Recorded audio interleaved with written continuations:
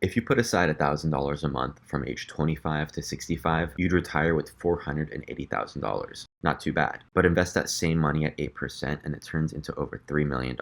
Same effort, same cash. The difference is compound interest. And if you don't understand this fundamental finance concept, don't expect to ever build any wealth. So what exactly is compound interest? It's basically money having sex with itself and making baby money. Here's how it works. Let's say you invest $1,000 and earn 10% interest. Year 1, you've got $1,100. Cool, but year 2, you're not just earning interest on your original $1,000, you're also earning it on the $100 of interest. So now you've got $1,210. You might be thinking a 10% return on $1,000 is pretty lame, but 10% return on $100,000 is a pretty meaningful $10,000. And on a million, that's $100K per year and you could quit your day job. The magic here is that capital scales well. In all these scenarios, you're taking the same risk with the same interest rate, but the dollar amount is way higher. To show you how powerful compound interest is, let's look at our first example. If you saved $1,000 a month at 8% per year, it takes 7 years to hit the first 100K, but then just 4 years to hit 200K, and only 3 years to hit 300K. The thing is, for the first 7 years, it's really your savings that are getting you to the first 100K, but after that, the money really begins to snowball and grow by itself. And that's the magic with compound interest. Einstein allegedly called compound interest the eighth wonder of the world, and while that quote is probably fake, the math definitely isn't. The key is staying consistent despite the market's ups and downs. Just invest every month in a low-cost index like these, hold over decades, and you will be rich. This has been Terminal Value. Subscribe if you're really serious about building wealth, and I'll see you in the next one.